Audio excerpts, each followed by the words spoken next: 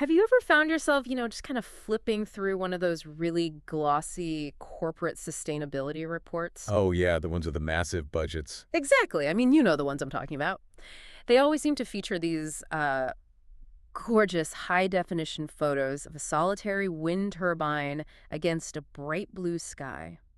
Or maybe like some lush green forests. Right, and always a picture of someone planting a tiny tree. Yes. And right next to those photos are these massive, sweeping promises about carbon reduction and achieving net zero by some distant year. But as you're reading it, have you ever caught yourself wondering, are any of these numbers actually real, or is this just a really, really expensive marketing campaign? Well, I mean, it is the multi-billion-dollar question.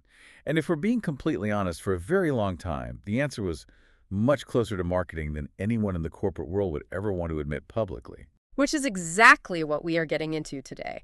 We are looking at the hidden architecture of corporate accountability. We've been reviewing a fascinating set of internal notes and blueprints on this concept called Defensible ESG. Yeah, it's a really deep look under the hood. It is. We want to figure out how companies are currently being forced to, well, put their money where their marketing is. Because it's essentially a blueprint of how an organization is actually compelled, both legally and financially, to prove the claims they make to you, to the public, and to their investors. Right. So our mission for this deep dive is to explore how environmental, social, and governance reporting, what we all just call ESG, is rapidly transforming right in front of us. Fast. Extremely fast. Seriously, it is shifting from this fluffy public relations exercise into a rigorous, audit-ready financial-grade science. And maybe more importantly, we're going to look at what happens to the companies that fail to keep up with this shift. Which is a shift happening at absolute breakneck speed. Yeah, to set the timeline for you as you're listening, today is April 8th, 2026. And based on the regulatory timelines we're tracking in these sources, we are sitting exactly in the now phase of this massive transition. We are right in the thick of it. So before we get into the actual nuts and bolts of how an auditor tears apart something invisible, like, a carbon footprint, let's establish why the rules of the game have fundamentally changed for these corporations. Well, the shift is actually quite stark when you lay it out. If you look at the pre-2023 era, corporate ESG was largely voluntary. Like completely optional. Mostly, yeah, it was almost entirely narrative-driven. Companies were basically operating on a best-effort basis. Right. If you had a sustainability team, their job was essentially to compile a bunch of rough estimates and just, tell a good, compelling story about the company's future direction. Okay, let's unpack this, because it feels like we are talking about a student moving from a creative writing class where you get an A just for effort and for telling an engaging story to a brutal, high-stakes calculus exam. That is exactly it. And to take that analogy a step further, in this new calculus exam, the teacher doesn't even care about your final answer. Wait, really? Not initially, no. Yep. They only care about whether you can show every single step of your work, proving exactly how you arrived at that answer. Oh, wow. Yeah, in this 2026 to 2027 window, that era of storytelling is officially over. We have crossed the threshold into mandatory assurance. Meaning they have to prove it. Yes. It is strictly evidence-driven now. Mm. And because of that, the responsibility can no longer just sit with the ESG team in a silo somewhere. It requires total integration between the finance department, the internal audit team, and sustainability.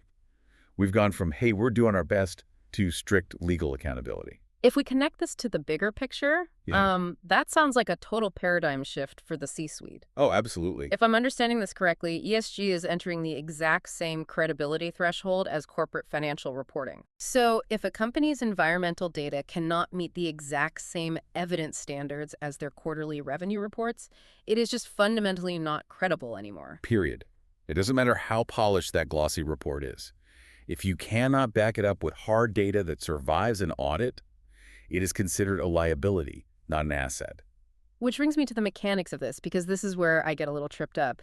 If ESG is now being treated exactly like finance, how does that actually work in practice? It's complicated, but I mean, I understand how an auditor tests a bank account balance. They literally just call the bank and verify the dollars. But how exactly do auditors test something invisible, like a company's overall carbon footprint? so they look at what is known in the industry as the ESG assurance stack. It's a layered architecture. And you kind of have to think about it from the bottom up to really grasp how the audit works. Okay, bottom up. Right. The very base of this stack, you have the data layer. This is not estimates. This is raw, tangible activity data. Okay, so literal pieces of paper or digital equivalents proving something actually happened. Correct. Think fuel receipts from delivery trucks, electricity bills from a manufacturing plant, or HR records for diversity metrics. Sitting right above that raw data is the calculation layer. Which is what exactly? This is where you apply specific mathematical models, they're often called emission factors, Yeah. to that raw data to turn it into a sustainability metric. So multiplying the 50 gallons of diesel fuel on the actual receipt by a specific scientific formula to figure out exactly how much CO2 that fuel emitted into the atmosphere. Exactly. Then moving further up the stack, you hit the aggregation layer. Adding it all together. Right. This is where all those localized calculations from, say a facility in Ohio, a warehouse in Germany, and a fleet of vehicles in France, are all consolidated into a single corporate group total. Got it. And finally, at the very top of the stack, you have the disclosure layer. This is the final ESG report, or the official regulatory filings for global frameworks. When you say global frameworks, you're talking about the new rule books that have come out recently, right? Things like the CSRD in Europe or the ISSB standards globally. Yes. The Corporate Sustainability Reporting Directive in Europe, or the International Sustainability Standards Board. Those are the massive, legally binding frameworks dictating exactly how this data must be disclosed to the public. So if I'm an auditor, am I basically just checking that top disclosure layer? Like, am I looking at the final report and making sure the math generally makes sense? Not at all, and that is a very common misconception. Yeah. Auditors do not just audit the final report, they audit the entire underlying system that produces the report. Oh, the whole stack. Yeah, the whole thing. Yeah. If you want to understand how an auditor thinks about this, you have to translate financial audit concepts directly into ESG equivalents. I love translations like that. How do those map out? Well, in a traditional financial audit, the ultimate thing you are testing is revenue. In the ESG world, that equals your emissions or your key performance indicators. Okay, revenue equals emissions. Right. In finance, you rely heavily on a general ledger to track every single transaction. In ESG, your ledger is your ESG data system, the software or database holding the records. Makes sense. Financial internal controls become your ESG workflows, and the financial audit trail, following the money, becomes your data lineage, following the carbon. So when these big audit teams come in, they are digging through this ESG ledger and following this data lineage. What is the ultimate goal? What are they actually trying to prove to themselves? They're trying to verify three core assertions. Every single ESG number you publish must pass these three distinct tests. Okay, what are they? First, existence. Did this activity actually occur? Did you actually buy that fuel? Second, accuracy. Is the calculation correct? Did you use the right mathematical formula to convert the fuel to carbon? Right. And third, completeness. Is anything missing? Did you report the fuel for your trucks, but conveniently forget the natural gas used to heat your corporate headquarters? Wait, let me stop you there. When we talk about completeness, it makes me wonder about intent. Are these audit teams basically acting like corporate detectives looking for massive intentional greenwashing fraud? That's what people think, yeah. Like executives hiding secret smokestacks off the books to make the company look greener. It's a natural assumption. But actually, no. What we see in the field is that the vast majority of ESG reporting failures are not fraud at all. Really? Yeah, they are simply completeness and accuracy failures born out of sheer complexity. It's rarely a malicious cover-up. Oh, interesting. It's much more likely that a company just, failed to realize they needed to include the electricity usage from 3 newly acquired warehouses in a different country. Or they accidentally used the 2022 conversion metric for a fleet of vehicles instead of the updated 2025 metric. So it's mostly sloppiness and siloed information, not malice. Precisely. But here's the kicker. To a financial auditor, an inaccurate number is an inaccurate number, regardless of whether it was an honest mistake or a deliberate lie. Right. The math is just wrong. So knowing what auditors are looking for, that rigorous accuracy and completeness, where do companies actually fail to provide it in the real world? Like, how does this break down when the rubber meets the road? Well, the industry uses a concept called SOX for sustainability. SOX. Yeah, for context, if you're listening and aren't an accountant, SOX refers to the Sarbanes-Oxley Act from the early 2000s, which brought massive, strict rigor to financial reporting after scandals like Enron. Ah, right, Enron. To apply that level of rigor to sustainability today, auditors look for a deeply embedded internal control framework. And the gold standard for this is called the COSO framework. Okay, I've heard the acronym COSO thrown around in finance meetings. What does that actually mean for the people trying to build these systems? Think of COSO as the blueprint for how a company prevents itself from making stupid mistakes. It involves assessing the control environment, meaning, does the board of directors actually oversee this data, or is it just a rogue team of two people? Right, who's actually in charge? Exactly. It requires risk assessment, such as actively identifying where climate data might be corrupted. Yeah. It demands control activities like having strict data validation workflows where a manager must sign off on a data entry. And it requires solid information systems. So it's a whole governance structure. Yes. And if your ESG data is not governed by these structural mechanisms, it is fundamentally unauditable. So where in that blueprint do the controls usually fall apart for these companies? High-risk failure points are incredibly mundane, which is exactly what makes them so dangerous. Mundane how? We're talking about a lack of source documents, using inconsistent calculation methods across different global regions, having absolutely no version control on documents, and above all else, a massive reliance on manual spreadsheets. The dreaded Excel spreadsheet. Yes. This brings us to the traceability model, which essentially boils down to 5 words. No trace equals no trust. No trace, no trust. I like that. You have to be able to trace the data backward. If you claim a certain amount of CO2 in your final public report, the auditor will point to that number and say, prove it. Show me the receipts. Exactly. They will want to trace how that number rolled up from the group total back to the specific CO2 output, back to the exact emission factor you used, all the way back to the physical fuel log from a specific truck on a specific Tuesday. Oh my God. Yep. If you break that chain of evidence at any single point, the auditor rejects the number entirely.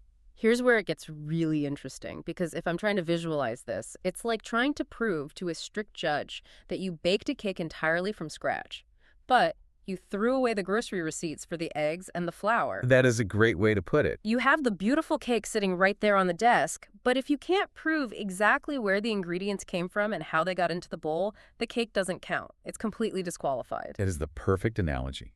And to take it a step further, the auditor isn't just asking for the crumpled grocery receipt. They want to see the credit card statement proving you actually paid for it. And the date stamp showing you bought the ingredients before you baked the cake, and the internal policy showing you are authorized to buy groceries in the first place. You can't just present the final product. You have to prove the recipe, the sourcing, and the governance around the baking. That is genuinely terrifying for anyone working in corporate sustainability right now, and the irony here is mind-blowing. How so? We are talking about multi-billion-dollar compliance requirements, strict legal accountability, massive global frameworks, and the reality is that major companies are currently trying to manage this risk using manual Excel spreadsheets passed around via email. What's fascinating here is that most organizations still rely almost entirely on manual controls. They don't have systemic preventative controls. What would a preventive control look like? A preventive control would be a software system that automatically blocks a facility manager from submitting data in the wrong unit of measurement, like entering liters when the system requires gallons. Oh, so it physically stops the error from happening. Right. And they lack detective controls, like software that automatically flags a bizarre 300% variance from last year's energy data before it gets aggregated. Instead of just someone noticing it. Exactly. Instead, they just have an overworked analyst manually eyeballing a spreadsheet.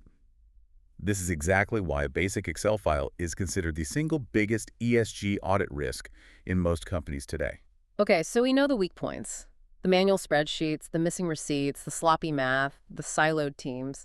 Let's shift gears to what happens when the auditors actually arrive in the building and start stress testing those weak points. I hear the term reasonable assurance thrown around a lot in these documents, and they make it sound incredibly intimidating. It is deeply intimidating if your systems aren't prepared for it. To understand the threat level, we have to look at the standards auditors are legally required to use. Which are? The main ones are ISE 3000, which is the general standard for all non-financial assurance, and a much more specific one called ISE 3410. And what makes ISE 3410 so special? That is the specific, brutal playbook auditors use exclusively for testing greenhouse gas emissions. It dictates exactly how deep an auditor must dig into your climate data. And under these standards, there is a massive critical difference between achieving limited assurance and achieving reasonable assurance. How do those two levels differ in practice, like limited versus reasonable? Limited assurance is essentially a surface-level plausibility check. The auditor primarily uses inquiry, meaning they sit down with management, ask them questions about their processes, and gather moderate evidence. So just taking their word for it, mostly. Mostly, yes. It provides a moderate level of confidence. Reasonable assurance, on the other hand, is the exact same standard applied to financial audits. It requires extensive physical evidence, deep sampling, and detailed recalculation.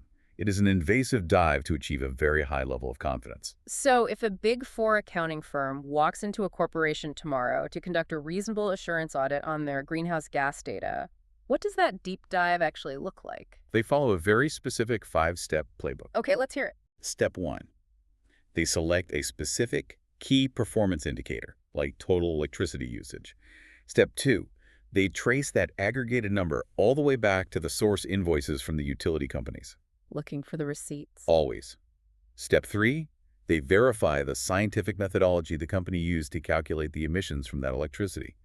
Step 4. They sit down and recalculate the math from scratch themselves. Doing the calculus. Yes. And step 5. They rigorously test the internal controls and software systems that surround that entire process. In that 5-step walkthrough, where is the exact moment the house of cards usually collapses for a company? Is it missing the utility bills in step 2? It happens sometimes in step 2, but the catastrophic failures almost always occur during step 4, the recalculation phase. Really? The math? Yeah. Companies drastically underestimate how unforgiving the recalculation of reasonable assurance really is.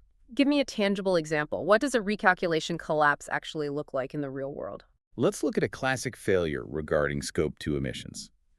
Just as a reminder for you listening, Scope 2 emissions are the indirect emissions from the energy a company buys. Essentially, the electricity purchased to keep the lights on in their buildings. Exactly. So let's say a company publicly reports they used 100,000 megawatt hours of electricity, and they proudly state they applied a specific grid emission factor, say 0.5, to calculate their carbon footprint. Okay, sounds good so far. The auditor comes in for step 4, recalculates the entire process, and finds a compounding nightmare. What do they find? First, they find that the 0.5 emission factor is outdated. The local power grid actually got cleaner over the last 2 years, so the company used the wrong formula, completely skewing the baseline. Oh, man. Second, when pushed, the company cannot produce the source documentation, the actual utility bills, for 20% of those megawatt hours. Because it was just manually typed into an Excel cell with no backup. Bingo. And third, the auditor discovers an inconsistent organizational boundary. What does that mean, an inconsistent boundary? It means the company included the revenue from a new joint venture in their financial reporting to make their profits look higher. But they conveniently forgot to include the electricity usage of that same joint venture in their emissions data. Oh, wow. The financial map doesn't match the climate map. Exactly. Ouch. So what happens when the auditor finds all of that? Do they just point it out, give the company a slap on the wrist and say, hey, fix your spreadsheet before we publish? Absolutely not.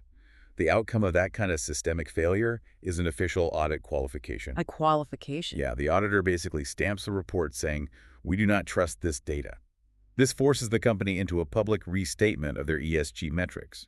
They have to publicly admit their sustainability data was wrong. Which feels like it leads directly to the financial stakes we talked about earlier, because for a long time, an ESG failure just meant bad PR. Maybe some environmental activist groups get mad at you on social media, or you get a negative article written about you. Right, reputational damage. But if a company gets an audit qualification on their ESG report in 2026, why does that actually matter to the bottom line? Because the entire ecosystem has shifted. ESG audit failures are now directly linked to hard financial risk. If you misstate your emissions and have to issue a public restatement, it instantly generates investor distrust. Right. Institutional investors rely on that data to balance their portfolios. That distrust can trigger a very real loss of green financing.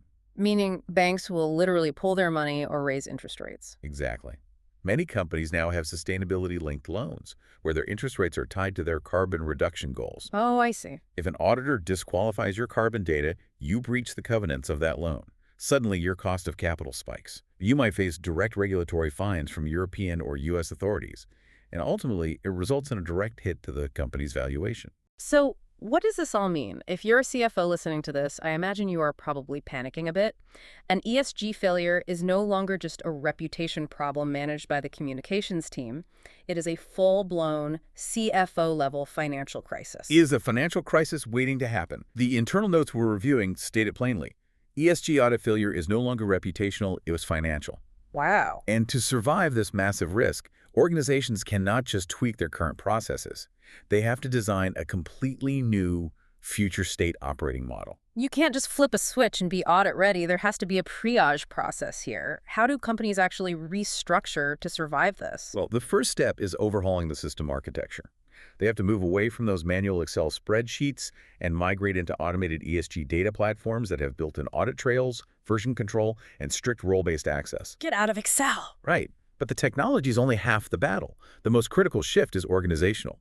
They have to introduce a completely new role, the ESG controller. The ESG controller. So it's exactly like a financial controller, but their entire mandate is sustainability data. Precisely. This is the missing link in the vast majority of organizations today. This person's sole responsibility is ensuring data integrity across the globe. So they're the ones designing the preventive controls we talked about earlier. Yep. They coordinate the actual audit with the Big Four accounting firms. And most importantly, they maintain that strict, direct linkage between the sustainability data and the financial reporting of the business. They are essentially the bridge between the sustainability idealists who want to save the planet and the hard-nosed finance team that needs to appease Wall Street and regulators. Which raises an important question about how corporate departments interact. Mm-hmm. ESG can no longer sit in a silo. The future state requires the finance team, the sustainability team, the risk management team, and internal audit all working in continuous lockstep. All on the same page. Right. And to get there, experts are pushing a three-phase implementation roadmap to get companies audit ready. Walk us through those 3 phases. Where does a company even begin? Phase 1 is a diagnostic. You have to aggressively map out where your data comes from and find out where your current system is broken. Find the leaks. Exactly. Yeah. Phase 2 is control design. This is where you build the workflows, implement the software, and establish the governance to fix the leaks. And phase 3? Phase 3 is a full audit simulation. So you practice the brutal calculus exam before you sit for the real thing. Exactly. You hire an external firm to come in and attack your data exactly like a regulator would. And there is a very stark warning embedded in this strategy. Do not wait for the real audit to test your systems. Because if you wait for the official auditor to find the flaws in your manual spreadsheets, it is already a public failure. The damage is done. Exactly. Okay, we have covered some incredibly dense, high-stakes ground here today. Let's do a rapid-fire distillation of the key takeaways for you as you're listening, whether you're an investor, a corporate leader, or just someone trying to understand the modern economy. Sounds good. First, ESG without assurance is just a nice narrative. It's a good story. But ESG with rigorous assurance, that is true. Bankable credibility. Second, internal controls are what define that credibility. If your climate data isn't governed by strict preventive controls and oversight, an auditor will not, and frankly, cannot trust it. Third, traceability is absolutely non-negotiable. No trace equals no trust. You must keep your grocery receipts, your credit card statements, and your date stamps for the cake. And finally, an ESG report is completely useless to the market without an accompanying, meticulously organized ESG audit file backing up every single number in that report. The era of best effort is officially closed. We are operating in the era of financial-level scrutiny for the planet. It really reframes how you look at the entire corporate landscape the next time you see one of those glossy reports. And it leaves me with this final thought for you to chew on. If every single piece of corporate environmental and social data now carries the exact same legal and financial weight and the exact same brutal audit standards as a company's revenue reports, how will that fundamentally change the types of physical products companies choose to manufacture or the services they offer in the very first place?